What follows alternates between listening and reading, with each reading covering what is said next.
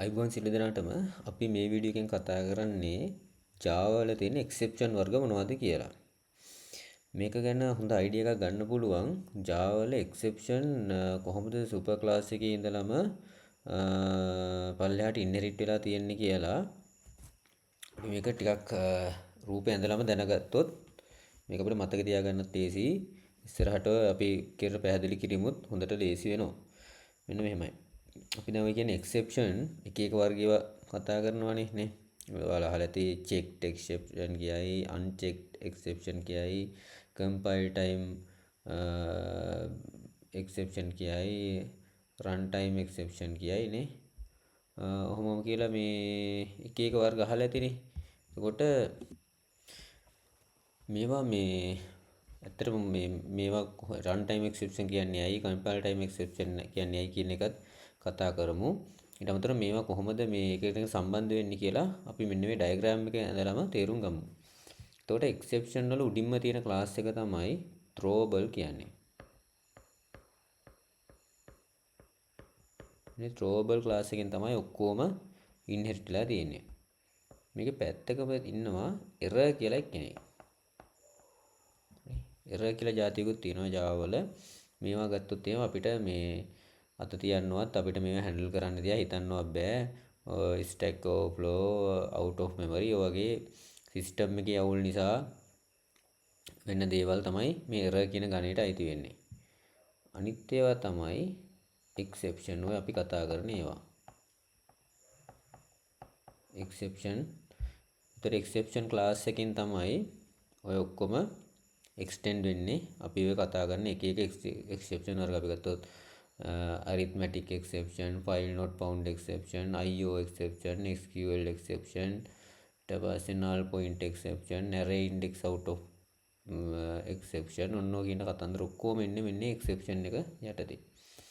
ඒකෙන් වර්ග දෙකක් තියෙනවා. තමයි තව ක්ලාස් එකක් තියෙනවා runtime exception කියලා ක්ලාස් එකක්.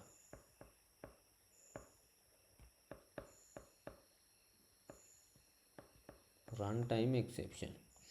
ඔන්න ඕක යටතේ ඕකෙන් extend වෙලා එන exception જાතියක් තියෙනවා. ඊට අමතරව exception වල runtime exception යටතේ extend නොවි කෙලින්ම exception වලින් extend වෙන exception જાතියකුත් තියෙනවා. මෙන්න මේවට අපි කියනවා මෙන්න මේ runtime exception එකෙන් extend වෙන ඒවාට අපි කියනවා runtime exception එහෙම නැත්නම් unchecked exception කියලා. unchecked exception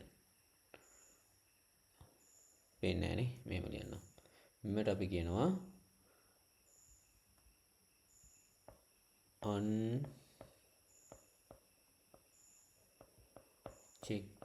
unchecked exception. මෙන්න මේ exception වලින් කෙලින්ම extend වෙනවට අපි කියනවා checked exception කියලා. checked exception. හරි.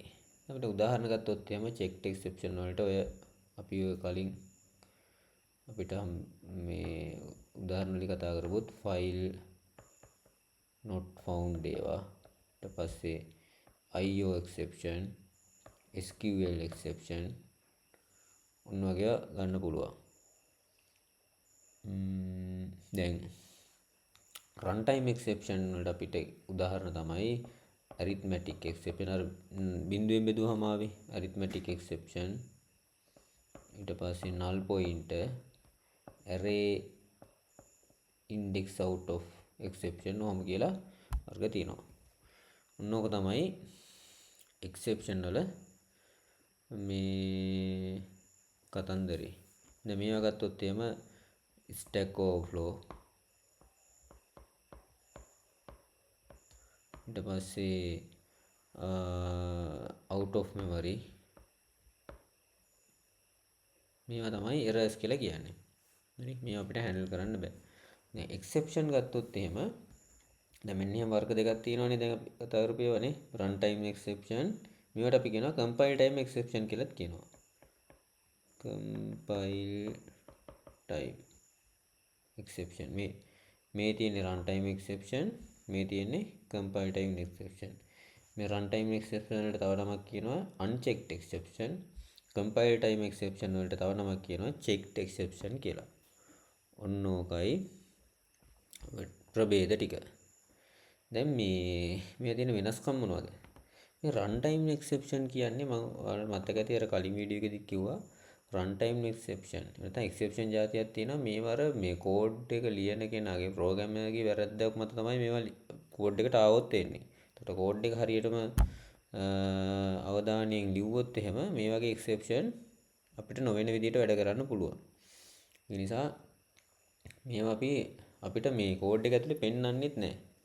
වැරදි කියලා. එහෙනම් අපි බොහොම අවධානයෙන් ලියන්න ඕනේ මේ වගේ ඇති නොවෙන්න. උදාහරණයක් විදිහට බිංදුවෙන් බෙදෙන ඒවා. නේ? arithmetic exception එක තමයි බිංදුවෙන් බෙදෙන එක. ඒතකොට බිංදුවෙන් බෙදන්න බෑ කියන එක අවබෝධයෙන් බිංදුවෙන් බෙදෙන්න තියෙන අවස්ථා මගහැරමින් ලියන එක අපේ තියෙන දක්ෂතාවය. එතන null point exception. මොකක් හරි ඔබ්ජෙක්ට් එකක් null නම් null එකක් එක අපිට වැඩ කරන්න බෑනේ. අපි තුමු string එකක් තියෙනවා. ඒක null. අපි එයාව trim කරන්න හදනවා. null එකක් කොහොමද trim කරන්නේ? ඔන්න එතකොට null point exception එකක් throw වෙනවා. අපි හිතමු මොකක් හරි ඔබ්ජෙක්ට් එකක් තියෙනවා මේ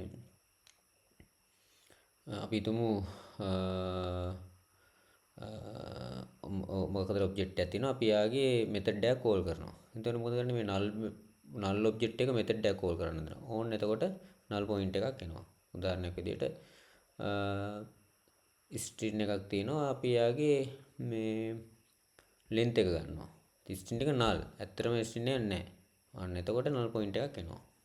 එතකොට අපි දැනගන්න ඕනේ ඔබ්ජෙක්ට් එකක් මොකක් කරේ මෙතඩ් එකක් කෝල් කරන්න කලින් ඒක null නොවන එකක් කියලා අපිට අවබෝධයක් තියෙන්න ඕනේ. එතකොට මේක null point. ඊට array index out of bound අපි ගත්තොත් එහෙම මේ අපි උදාහරණ විදිහට ඉස්සරහට කතා කරන කෝඩ් ලියලම දැන්ට පොඩි අදහසක් ගන්න. array index out of bound කියන්නේ array එකක අපි හිතමු length එක තියෙන්නේ 5යි කියලා අපි 6 වෙනි element එක මොකක්ද කියලා ඉල්ලනවා. ඔන්න එතකොට index එක එළියේ තියෙන එකක් ඉල්ලනවා කියලා මෙයා කෑ ගහනවා array index out of bound exception. ඔන්නවා run time එකේදී අපිට අහුවෙන exception. අපිට compile time එකේදී code එක compile කරද්දී code එක ලියන වෙලාවේ IDE එකේවත් මේවා පෙන්වන්නේ නැහැ. ඇත්තටම run වෙලාවේ තමයි මේවා පත්තු වෙන්නේ. ඒවට අපි කියනවා run time exception කියලා.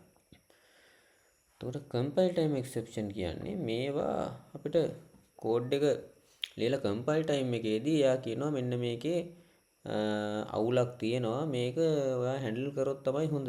හැන්ඩල් කරන්න නැතුව ඉස්සරහට යන්න දෙන්නේ නැහැ අපිට මේවා. අපි තුමු ෆයිල් එකක් අර කලින් ඔයාලට උදාහරණ මතක ඇති ෆයිල් එකක් අපි ෆයිල් එකකට රයිට් කරනවා. රයිට් කරන්න හදනකොට ෆයිල් එක නේම් එක දෙද්දිම අපිට කියනවා ID එකෙම කියනවා මෙතන මේක හැන්ඩල් කරන්න මේක එක්සෙප්ෂන් එකක් එන්න ඉඩ තියෙනවා කියලා. කම්පයිල් කරාමත් එතන යාට යන්නේ නැහැ. කම්පයිල් එකේදීත් error එකක් දෙනවා. මේක හැන්ඩල් කරන්න මේක අවදානම් සහගතයි එක්සෙප්ෂන් එකක් එන්න පුළුවන්. ඒක නිසා මේක හැන්ඩල් කරන්න කියලා. IO exception, SQL exception, file not found. ඔන්නවා ගත්තොත් එහෙම අපි කියනවා මේවට compile time exception. මේවා compile time එකේදී අහු වෙනවා. run time එක වෙනකන් ඉන්නේ නැහැ. ඒවට අපි කියනවා compile time exception. එහෙම නැත්නම් මේවට කියනවා checked exception. අපිට මේවා කල්ැතුව check කරන නිසා checked exception. දැන් run time exception වලට අපි කියනවා unchecked exception. මේ අපිට check වෙන්නේ නැති නිසා අන්තිම මොහොතේ check වෙනේව නිසා එවිට run time එකේදී check කරන නිසා අපි කියනවා අපි ඒවට කියනවා unchecked exception කියලා. ඔන්න ඔක තමයි මේ ඔය exception වල hierarchy එක. නැත්තම් මේකේ තියෙන අර සටහන. ඔන්න ඔක ඔළුවේ තියෙන්න ඕනේ ඉස්සරහට වැඩ ටික කරගෙන යද්දී. දැන් අපි මේ ඔය කියපු run time exception අපි කලිනුත් වීඩියෝ එකෙදිත් උදාහරණ ගත්තා. මොකද අපි මේකෙදිත් අපි කතා කරමු මේ run time exception එක කෝඩ් එකේ ලියලා බලමු නේ. අපි compile time exception එක කෝඩ් එකේ එන අවස්ථාවක් උදාහරණ විදියට ලියලම අපි අත්දැකීම ගමු. හරි. අපි මුලින්ම මේ run time exception එකක් කොහොමද සිද්ධ වෙන්නේ කොහොමද run time එකේදී ඒකපත් වෙන්නේ කියලා කෝඩ් එකකින් බලමු. හරි. මම මුලින්ම ගමු array index out of bound exception එකක් එන විදිය. මම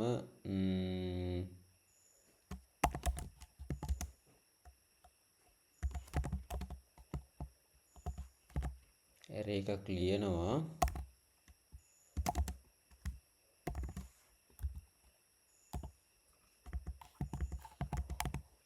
මේකේ element 4ක් තියෙන එකක් අපි ගමු.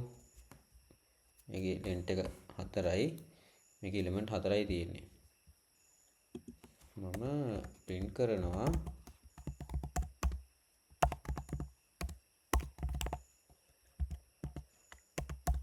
මෙයාගේ පස්වෙනි element එක.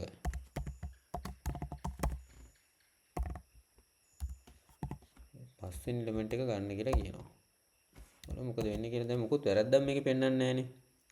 කෝඩ් එක දිහා බලුවාම ID එකකින් පෙන්වන්නෙත් නැහැ. මේ කිසිම වැරද්දක් පෙන්වන්නේ නැහැ.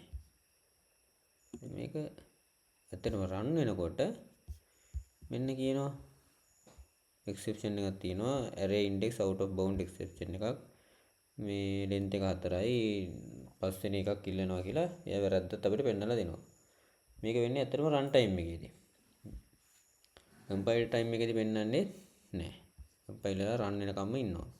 මෙන්න ඒවට අපි කියනවා run time exception එකක් කියලා. නැත්නම් unchecked exception එකක් කියලා. හරියට අපි තව උදාහරණයක් ගමු. අපි බලමු null point එකක් කොහොමද දෙන්නේ කියලා. අපි හිතමු හරි string එකක් තියෙනවා. string එකක් තියෙනවා. හිතමු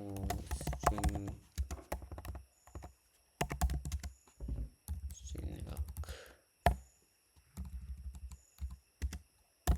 name කියලා එකක් තියෙනවා. මේකේ නම උෂාන් කියලා හිතමු. මම එයාගේ length එක print කරනවා.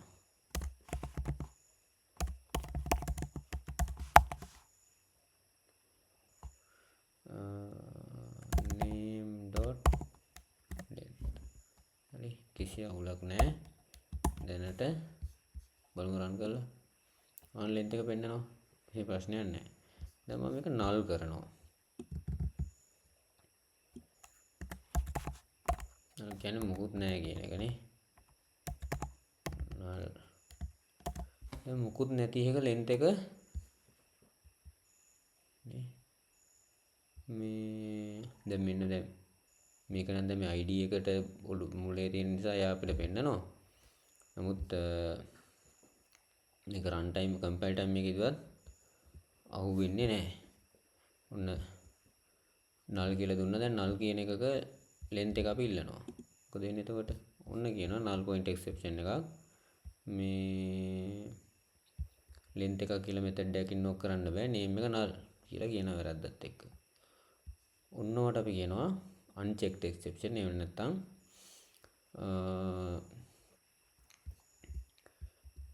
runtime exception.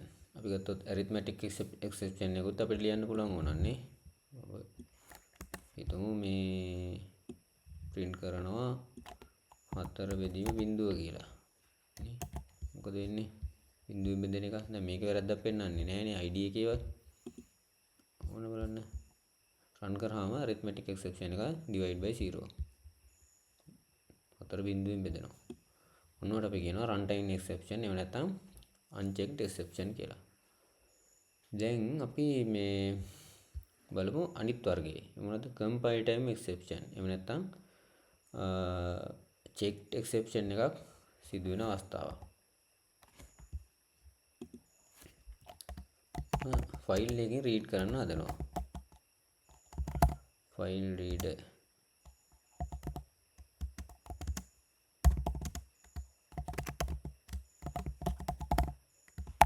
අපිට ෆයිල් එකක් තියෙනවා මොකද ලොකේෂන් එක කියලා. එතන දෙනවා ලොකේෂන් එක. මම ලොකේෂන් එක හරියට දෙන්නේ නැහැ. හරියට දුන්නත් නැතත් හරි එකක් දුන්නත් මෙයා කෑ ගහනවා. දැන් බලන්න මේක import කරගන්න තියෙන්නේ. import කරලා ඊට පස්සේ මෙයා කෑ ගහනවා මේ. මෙන්න කියනවා unhandled exception එකක් තියෙනවා. file not found exception එක මේක එන්න ඉඩ තියෙනවා. මේක අවදානම් සහගතයි. ඒ නිසා මේක handle කරන්න try catch එකක් දාන්න නැත්නම් throws එකක් දාන්න කියලා කියනවා.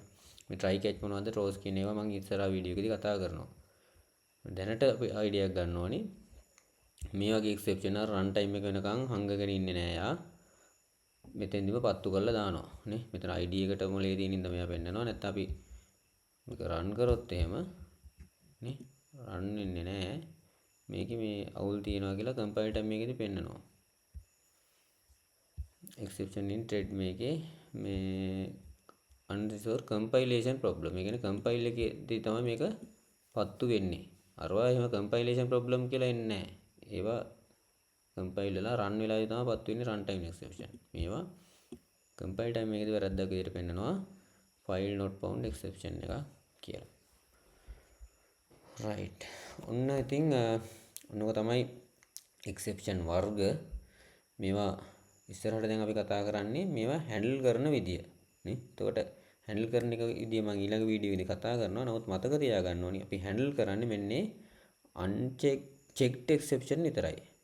checked කියන්නේ compile time exception තමයි අපි හැන්ඩල් කරන්නේ. මේ try catch block දාලා හරි throws දාලා හරි අපි හැන්ඩල් කරන්නේ checked exception විතරයි.